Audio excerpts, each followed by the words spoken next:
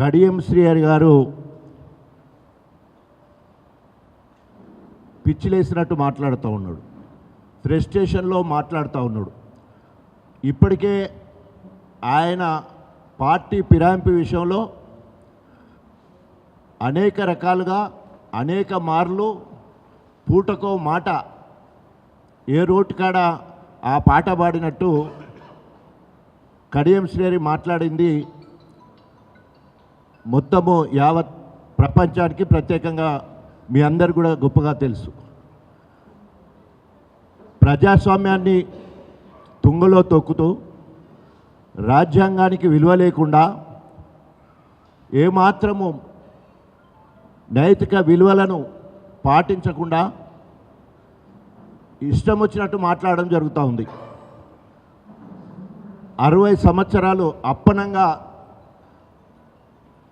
రిజర్వేషన్లు వాడుకొని ఆ రాజ్యాంగాన్ని కించపరుస్తూ, సుప్రీంకోర్టును కించపరుస్తూ, స్పీకర్ను కించపరుస్తూ, బ్లాక్మెయిల్ చేస్తూ నిన్న మాట్లాడడం జరిగింది. నేను రాజీనామా చేయడం లేదని మాట్లాడడం నిజంగా సిగ్గుచేటు. ఈరోజు బీఆర్ఎస్ కార్యకర్తల రక్తాన్ని చెమట చేసుకొని బీఆర్ఎస్ పార్టీ మేనిఫెస్టోని చెప్పి బీఆర్ఎస్ పార్టీ ఫండ్తో గెలిచి నిస్సిగ్గుగా నేను కాంగ్రెస్కు పోయినా అని చెప్పేసి పెద్దపెండాల సభలో నిజం ఒప్పుకున్నాడు. ఈరోజు అవకాశవాద రాజకీయాలు చేసుకుంటూ మేకపోతు గంభీరత్వాన్ని ప్రదర్శిస్తున్నాడు. సావుకాలు వచ్చింది, వణికిపోతుండేడు ఇప్పుడు ఎప్పుడు ఎలక్షన్లు అవుతుందని చుచ్చు పడుతుంది. ఇప్పుడు సంవత్సరం కాంచెల్లి ఊరూరు తిరిగి ఆయన బండారాన్ని బయట పెడతా ఉంటే కడియం శ్రీహరికే వేరే గత్యంతరం లేదు. నా పేరు ఇనొస్తే ఇదే ఎలక్షన్లకు పోవాలని లేదు. ఎందుకంటే డిపాజిట్ రాదు అని తెలిసిపోయింది. ఎందుకంటే ఇలా అస్సలు సిసలైన కాంగ్రెస్ వాళ్ళు తిరగబడతా ఉన్నారు. ఎప్పుడు ఎలక్షన్లు వస్తాయా కడియం శ్రీహరిని చూసుకుందామన్నట్టున్నారు. అటు బీఆర్ఎస్ వాళ్ళు లేరు, ఇటు కాంగ్రెస్ వాళ్ళు లేరు. అసలు సిసలైన ఓన్లీ నకిలీ అవకాశవాద కడియం కాంగ్రెస్ వాళ్ళు మాత్రమే ఉన్నారు. అందుకని ఎట్టి పరిస్థితుల్లో గెలిచేది లేదు. ఆడలేక మద్దలోడింది అన్నట్టు ఈరోజు కడియం శ్రీహరి ప్రెస్ స్టేషన్లో ఏదేదో మాట్లాడుతూ ఉన్నారు. ఆయనకైనా ఎప్పటికీ కితాబులు ఇచ్చుకుంటాడు. నేను నీతివంతుని చెప్పేసి, నేను టాల్మన్ అని చెప్పేసి, 30 ఏళ్ళ రాజకీయ జీవితం అని చెప్పేసి సిగ్గుండాలో మాట్లాడటానికి 30 ఏళ్ళల్లో ఆయన ఏమంటున్నాడంటే మొత్తం ఇవ్వాలన్నట్టు దేశం మొత్తంలో ఆయనకు అభిమానులు ఎక్కువైపోయినట.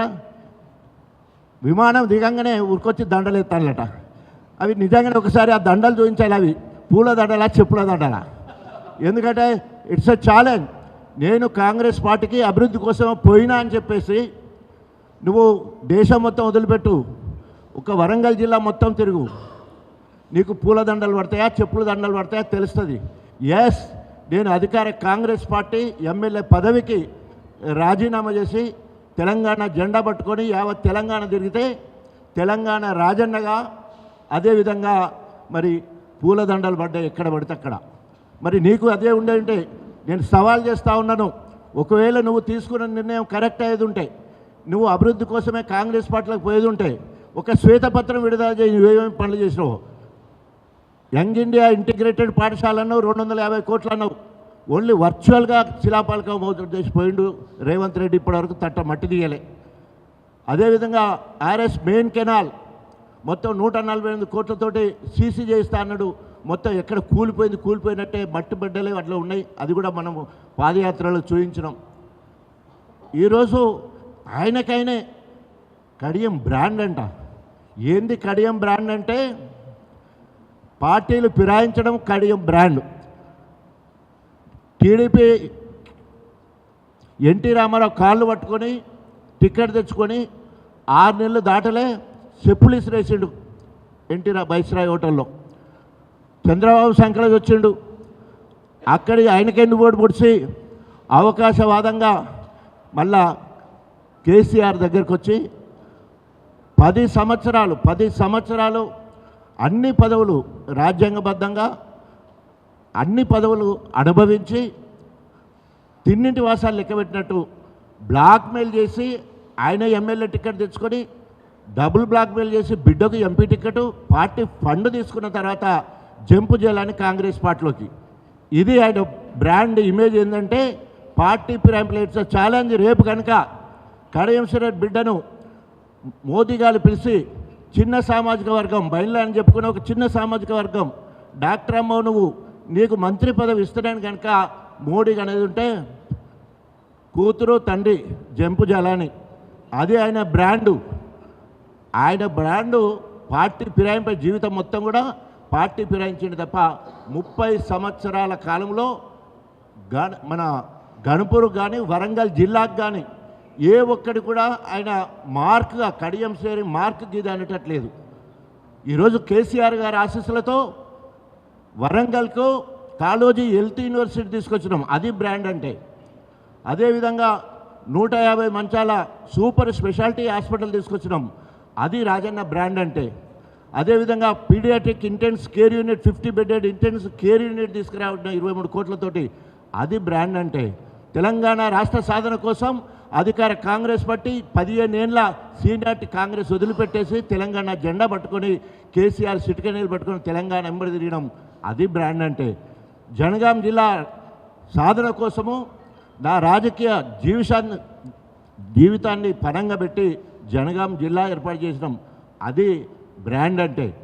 గణపురం నియోజకవర్గంలో 9 రిజర్వాయర్లను నిర్మించి 1,53,000 ఎకరాలకు నీళ్ళు అందిస్తున్నాము, అది బ్రాండ్ అంటే. గణపురం రైల్వే ఫ్లైఓవర్ తీసుకొచ్చినాం, అది బ్రాండ్ అంటే. అరే ఒక్కటంటే ఒక్క పని చేయకుండా ఓన్లీ కులాన్ని అడ్డం పెట్టుకొని గ్రూపు రాజకీయాలు చేసుకుంటూ మొత్తము ఏదో ఒక మిస్మరేజం చేసి అధినాయకునికి దగ్గరయ్యి కుండకూరు ముచ్చట్లు చెప్పి ఈరోజు అందలం ఎక్కిన పరిస్థితి మనకు కొట్టొచ్చినట్టు చూసిన అనేక సందర్భాలలో.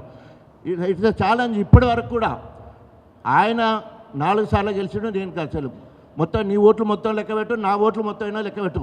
నేను 4 సార్లు గెలిచినా, నేను కంటిన్యూస్గా 4 సార్లు గెలిచినా, ఆకుండా గెలిచినావు, మొత్తం కలిస్తే నా ఒక్కసారి గెలిచిన దానికి కూడా సమానం కాదు.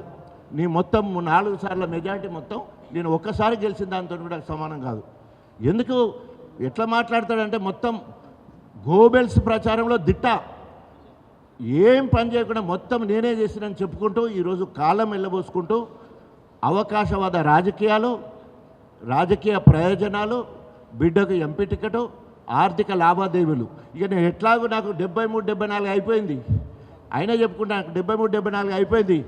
ఎంత దొరికితే అంత దోసుకోవాలనే ఆలోచనతో ముందు పోతా ఉన్నాడే తప్ప ఎక్కడ కూడా ఇప్పటి వరకు మరి ఆయన చేసింది శూన్యం.